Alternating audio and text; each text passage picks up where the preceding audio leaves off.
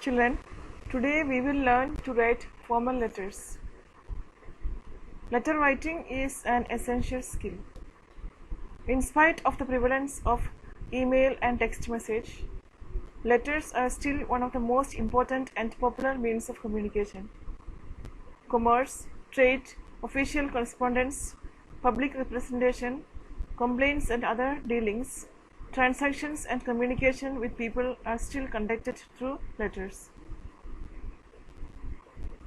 There are different types of formal letters.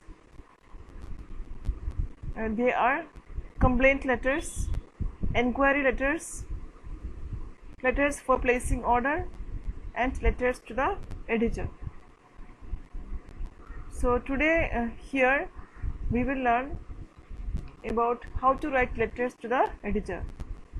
So before we start or before we go into that, let us learn the steps to write a letter. To write an effective formal letter, one must follow the correct format and the steps given below. First, sender's address. Make sure that the sender's address is clear and precise. It is written at the top of the left-hand corner of the page. Specify the house number first, followed by the street, town, state, etc.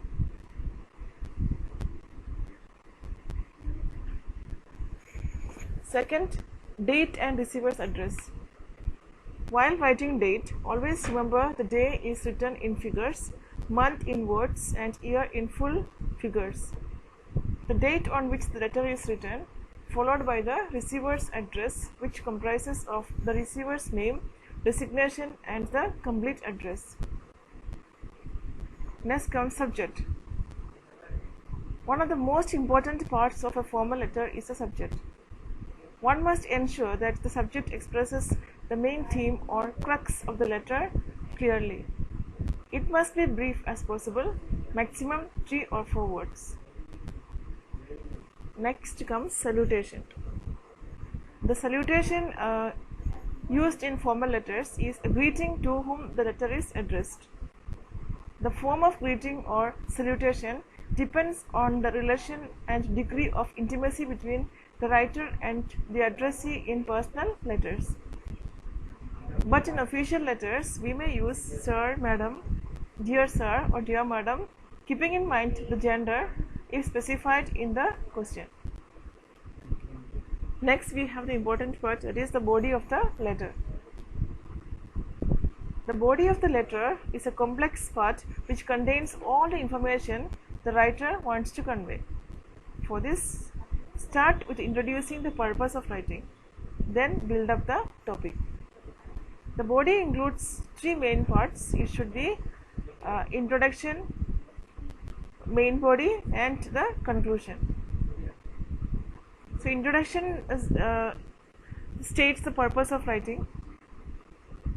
Then body gives the information.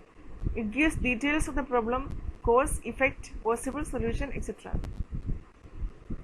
Then comes conclusion. It states your hope, comment, request, suggestion, etc. The next one is complimentary clause. This is a courteous way of ending the letter. For this we write yours sincerely, yours faithfully, yours truly, etc.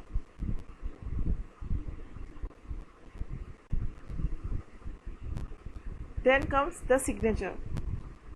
Just below the complimentary clause, sender's name is written as a mark of signing off. If applicable, the sender's designation may be added in brackets. So, as a whole, the points to be kept in mind are: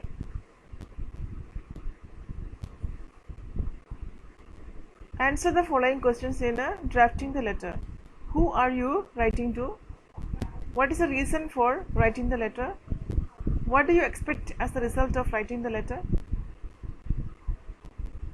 The subject line should match to what is asked in the question. Avoid a long subject line. Get right to the purpose of the letter in polite and formal language. You should focus on the desired topic. Be clear, concise, and to the point. Stick to the word limit of 100 to 120 words. Use simple language so that the letter is easily understood. Do not use long-winded sentences. Review your finished letter for clarity from the reader's viewpoint, who should understand the action to be taken in response to the letter. Always leave one line space after writing the sender's address, date, receiver's address, subject, and salutation. Here we have a sample letter to the editor.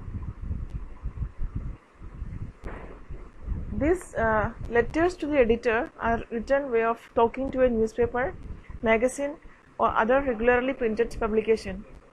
They can take a position for or against an issue, or simply inform, or both. They can convince readers by using emotions or facts, or emotions and facts combined. They include the following elements in the order given below. Grab the reader's attention. Explain what the letter is about at the start. Explain why the issue is important. Give evidence of any praise or criticism. State the writer's opinion about what should be done. Any other details required for supporting the stand taken by the writer of the letter. So here it is. You can go through it and get an idea of how to write a letter to the editor.